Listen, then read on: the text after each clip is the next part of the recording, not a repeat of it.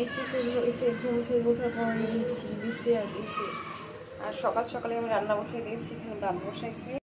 হচ্ছে চিংড়ি মাছ কচুর ছড়া দিয়ে, এটা এখনো কাটিনি, কাটবো।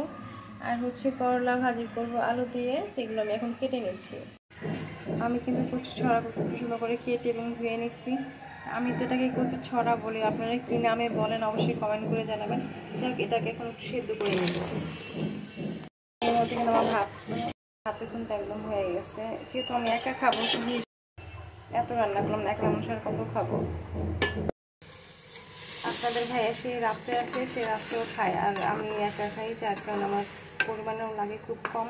অল্প একটু রান্না করলেই হয়ে যায়। এখন এটাকে একটু সেদ্ধ করে নিই, সাথে আমি করলাটা কেটে নিচ্ছি। কচু ছটা সেদ্ধ হয়ে গেছে, এটাকে এখন নামিয়ে নেব। করলা ভাজি করার জন্য তেল দিলাম।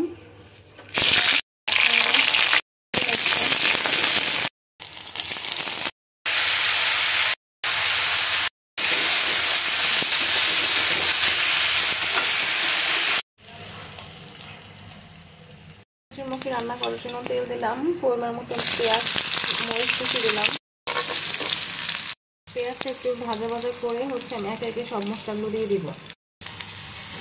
আদা দিচ্ছি, মরিচ বাটা, কারণ আমি ঝাল পছন্দ করি এবং মরিচটা বেটেই খাই।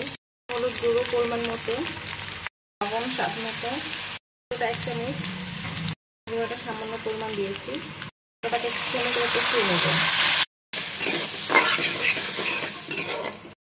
এদিকে কিন্তু আমার করলা অলমোস্ট হয়ে গেছে, আর একটু হবে।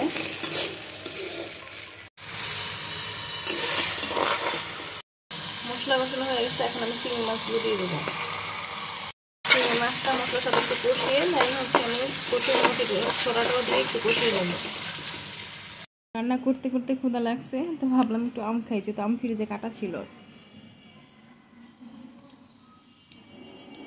আম কিন্তু আমার সবসময় অনেক পছন্দ, কারণ সব ফলের মধ্যে আমি আমটা অনেক বেশি পছন্দ করি।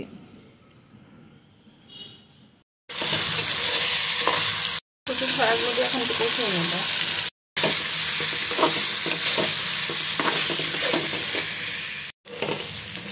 আমার পছন্দ কিন্তু হয়ে গেছে, আমি খুব সুন্দর করে কষিয়ে নিয়েছি। আর দেখতে অনেকটা ভালো লাগতেছে, জানি না খাওয়ার পরে মানে খেতে কেমন লাগবে। যাই হোক, এখন এটাতে আমি পানি দিয়ে দিচ্ছি। চিংড়ি মাছগুলো কিন্তু এখন পাখিই আছে, তাই না? দেখতে কিন্তু ভালোই লাগতেছে। বড় বড় চিংড়ি মাছ, বড় না মাঝারি সাইজের চিংড়ি মাছ আর কি, তারপরও ভালো লাগতেছে আর কি দেখতে।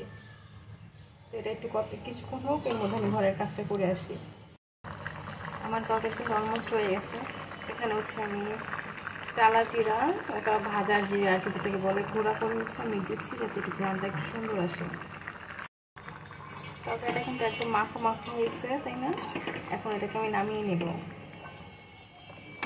কেমন হয়েছে অবশ্যই কমেন্ট করে কিন্তু জানাবেন, কার কার কাছে ভালো লাগছে এবং মানে খারাপ লাগছে বা আমি হয়নি এরকম কোনো কিছু যদি আপনাদের কারো মনে হয় অবশ্যই কমেন্ট করে জানাবেন। এই হচ্ছে আমার কচুর ছড়ি রান্না। এই বছর ফার্স্ট টাইম রান্না করলাম আমি কচুর ছড়া। আর হচ্ছে করলা ভাজিটা একটু পড়ে গেছে, কিছু থাক, সমস্যা নেই, খেতে কিন্তু ভালোই লাগবে। এই বছরের প্রথম আমি কচুর ছড়া দিয়ে চিংড়ি মাছ রান্না করছি, দেখতে ভালোই লাগছে না, খেতে কেমন লাগে। আর হচ্ছে করলা ভাজি।